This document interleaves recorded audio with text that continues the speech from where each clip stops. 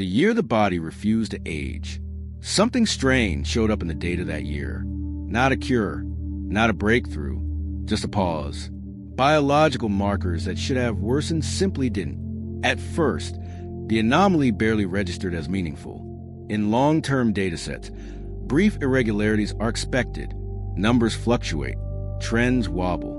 Researchers are trained to smooth those moments away, to look past single-year deviations in favor of decades-long arcs. Aging, after all, is assumed to be relentless, forward only, but this pause refused to disappear. At a time when aging is assumed to move in one direction, this moment mattered, because modern longevity science rests on a quiet, rarely challenged belief that decline is continuous. That time always extracts its cost, year after year, without hesitation. This single year disrupted that assumption not by reversing aging, but by interrupting it. Researchers were not searching for miracles.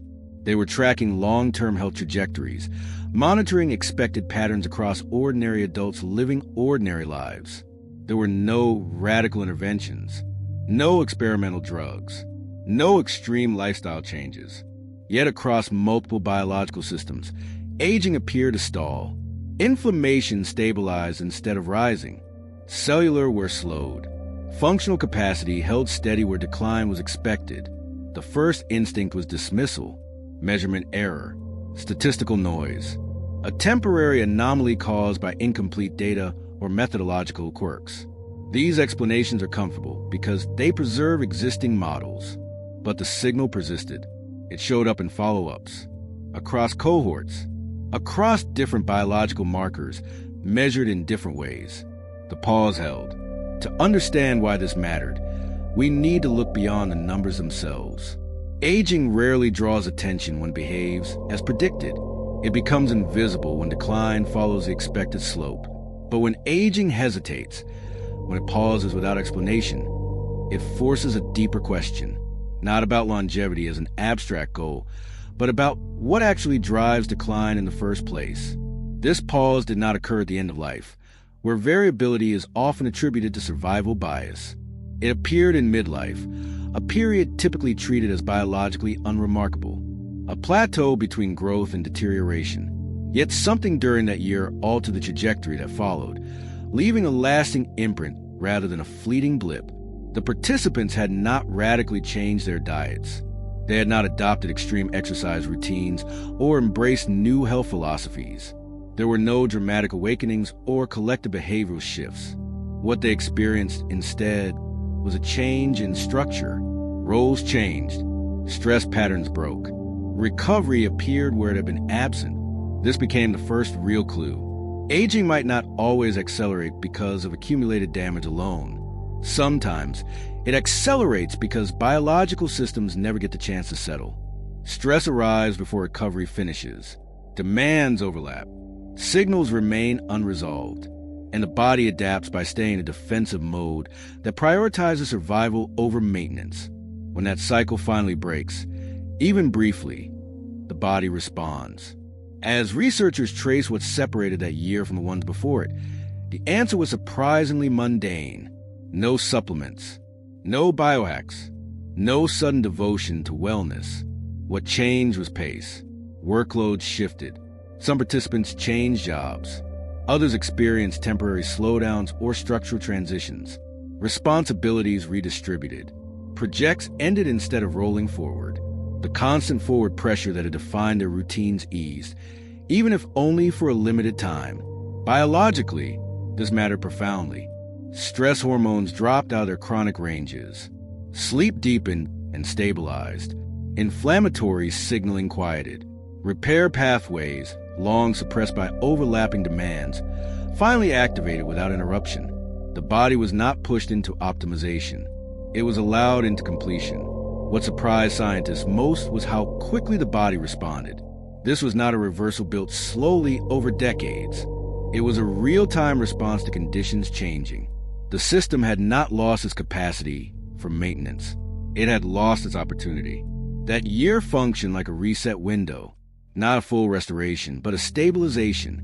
Aging did not reverse dramatically.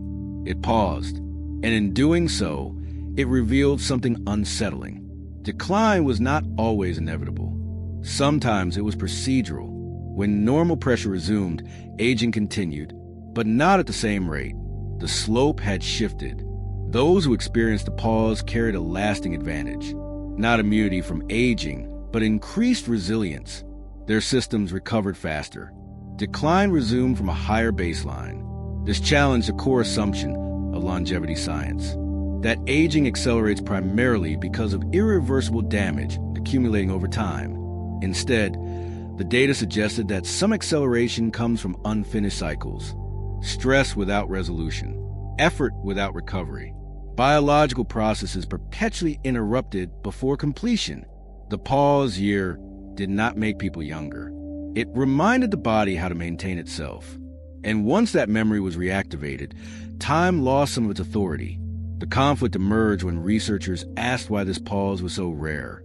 If the body could slow aging under the right conditions, why didn't it happen more often? Why was stabilization an exception rather than a feature of adult life? The answer pointed away from biology and toward structure. Modern life rarely allows cycles to complete. Stress overlaps stress. Tasks bleed into one another. Recovery is partial and fragmented. Even rest is scheduled, monitored, and optimized rather than allowed to resolve naturally. The nervous system never fully disengages. In that year, something different occurred. Demands did not merely lessen. They ended. Projects closed. Transitions resolved. People reached psychological stopping points they had not reached in years. This closure mattered more than rest alone. The body interprets unresolved effort as ongoing threat. Repair remains postponed. Resources stay diverted. But when effort ends cleanly, when a chapter actually closes, biology shifts modes. Maintenance resumes. Systems stabilize. The conflict deepened when researchers realized how incompatible this was with modern design. Careers rarely pause. Identities rarely settle. Productivity is continuous. Even success generates new obligations. Momentum is rewarded. Completion is rare. Attempt to recreate the pause intentionally often failed. Short vacations were insufficient. Wellness programs layered rest on top of ongoing pressure. Sabbaticals filled with preparation for what came next. The body recognized the difference immediately. The pause year worked because it was structural, not optional. It was enforced by circumstance rather than chosen as a self-improvement strategy. And that enforcement gave the nervous system permission to stand down completely. This raised an uncomfortable implication. Longevity may depend less on individual discipline and more on whether life ever truly allows completion. If closure is rare, accelerated aging may be less a flaw of biology and more a feature of how modern life is organized. The climax of this story is deceptively simple. Aging did not slow because something was added. It slowed because something finally stopped. That year did not introduce a miracle. It removed relentless continuity. Stress ended instead of rolling forward. Effort reached closure instead of spawning the next demand. And the body responded by stabilizing itself. The resolution is not about chasing pauses artificially. It is about understanding what they reveal. Longevity is not always lost through damage. Sometimes it is lost through momentum, through lives that never arrive anywhere long enough to recover. Modern culture teaches endurance. Push through, adapt endlessly, stay responsive. But the body ages fastest when adaptation has no endpoint, when every phase bleeds into the next without resolution. That single year exposed a hidden truth. Aging can hesitate when life allows completion, when cycles close, when the nervous system is allowed to power down fully, even briefly. We often search for longevity in what we can add. New habits, new tools, new data. But this story suggests something quieter and far more difficult. Aging may slow when life is allowed to finish what it starts. And if that is true, then the future longevity may depend less on how hard we try to live longer and more on whether we ever let ourselves truly stop.